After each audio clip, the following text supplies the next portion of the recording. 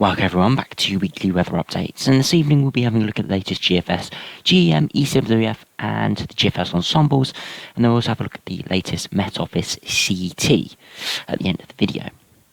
Now do remember, if you enjoy my videos, make sure you do like and subscribe, as it really does help me out. So today we'll just be running through the general models. We won't be having a look at any precipitation charts, as there's no real heavy rain or snow coming up in the next couple days. Towards the weekend, however, there are more opportunities for some wintry precipitation and some more heavier precipitation, as we do pull in another cold front and another blast of northerly winds. But as you can see by the current GFS operational run, you can see these northerly winds that have been bringing us very cold conditions have started to move away to our east, and the very cold air has warmed up as it's gone as it got warmed up by the strong April sunshine, and there's still quite a lot of cold air over Europe and even on certain parts of the UK, especially towards the east, which means tonight there's a chance we do see more frosts, especially in the east. However, you can see this area of low pressure. It's got a warm front within it, and what it's going to do is going to bring a band of rain, especially further northwards, closer to this area of low pressure. If we go back to the pressure charts, especially towards Scotland overnight tonight, will bring more persistent rain and perhaps some snow over higher ground, but really over the tops of the mountains. And this low moves through, sending weather fronts through the country. But as it does clear it off into Scandinavia, we do have another blast of northerly winds. So probably, tomorrow, Thursday and Friday, especially for the south, could still be a little bit warmer than the last couple of days. Perhaps temperatures getting up to maybe 10 to 12 degrees instead of the 5, 6, 7 degrees we've had the last few days. But come Friday, that northerly wind comes up again. It's not quite as cold as the last northerly wind we had on Monday and Tuesday, but it's still going to feel pretty cold. Will allow overnight frosts and some wintry showers, especially further northwards. Given the ground is still going to be reasonably cold, considering the last few nights, it means temperatures will still be able to get quite low, even though the upper airs are not quite as cold, and it still means there could be some wintry showers with this. Again, I don't suspect they'll be too widespread. As you can see, generally the pressure is relatively high, but especially further northwards and eastwards, we're close to the low, so there is a higher chance of more wintry showers. But generally, beyond that, we remain in this quite cool air mass.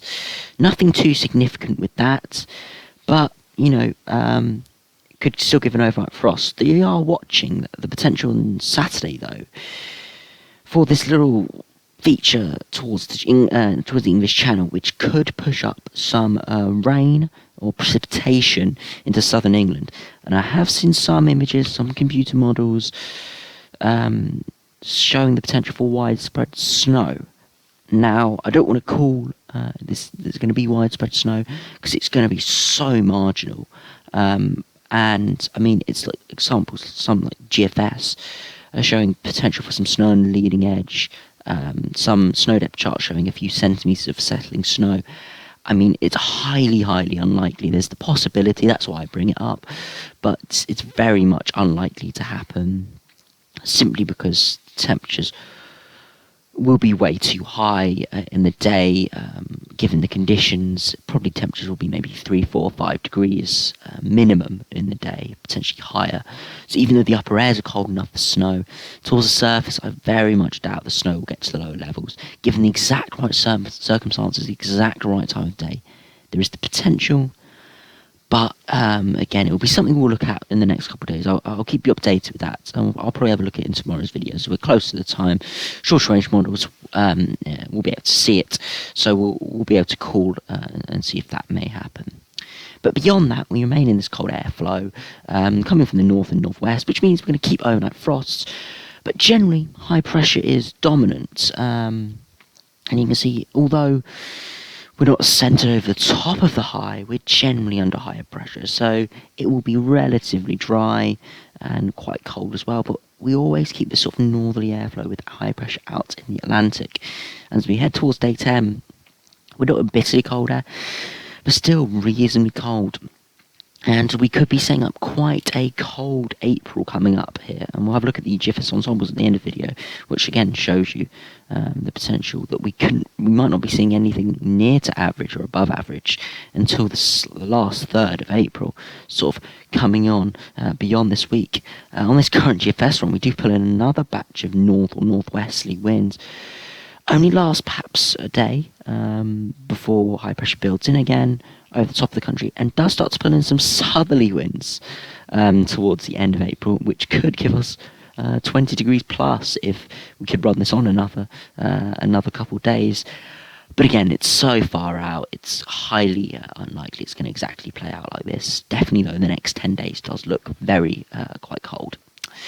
If we now have a look at the GEM run, see whether it follows the GFS until day 10.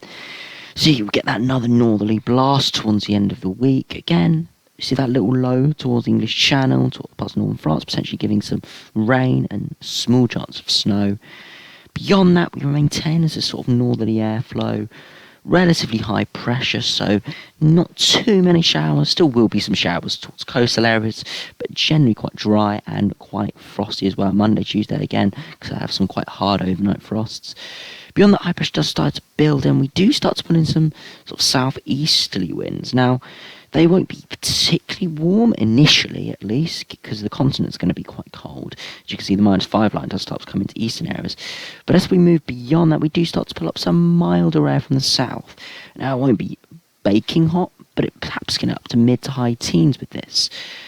So that's interesting from the GEM, going slightly different. It's just a slight change in the orientation of the high pressure means we're pulling in more of a southeasterly rather than a north or northeasterly like the GFS was going for. So it's interesting to see what's happening with that. Definitely up to day 7, it does look cold. And then from day 7 to day 10, it looks like it's recovering. And by day 10, we could be around or just above average. Again, 240 hours out, so you take with the pinch of salt. It could just be one odd model. We'll really have a look at the ensembles in a minute, at whether this is an outlier or not. If we now have a look at the ECMWF again, another northerly wind on Friday, and we remain with quite cold conditions. But differently to the GFS and GEM, this is much more low pressure dominated. Low pressure to the north and the west of the UK, driving in westerly winds. Now, it's not going to be warm or very mild, but it's not going to be very cold either, and there won't be as many overnight frosts with more mixing of the air because of the stronger winds. So this would mean temperatures perhaps in the day would be between 10 to 14 degrees, and overnight maybe 4, 5, 6 degrees. So around average conditions, but perhaps with more wind, rain and showers. Beyond that, as we head towards day 10, the low sort of hangs about and again continue bringing us north or northwesterly winds.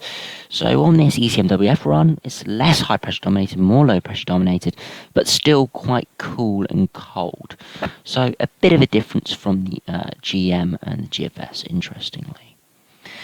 We'll now have a look at the GFS ensembles. And you can see generally, for the next 10 days really, we're going to remain below average. We're quite cold at the moment. We get that rise as those westerly winds come in to just below average before we plunge away back down to -7 to -8 degrees, 850 HPA. Some even go down to -10, which would be quite cold. More precipitation around with that, so chance of, again, for more wintry showers. But yeah, a small overnight frost with that.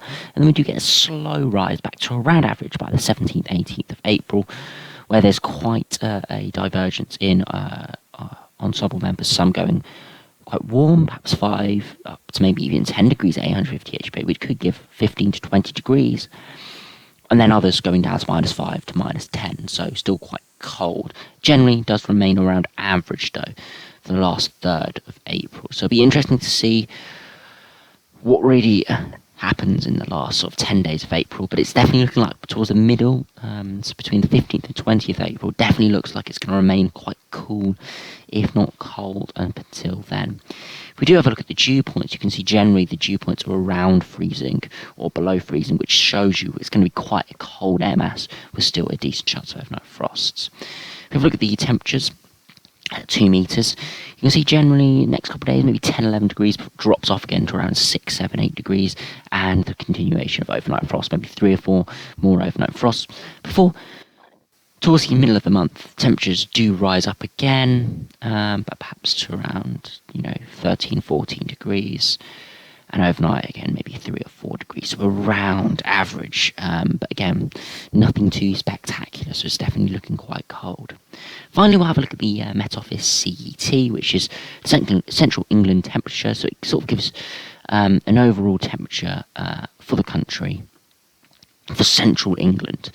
So January was 0.7 degrees below average. January was quite cold. February was 1.4 degrees above average, even though we had a very bitterly cold start to February. First 10 days, I think the CET was around 1 or 2 degrees, but we had quite a mild last sort of 2 or 3 weeks with a lot of southwesterly winds and rain as well, so that the anomaly was shot up, although it was actually quite cold start to the month.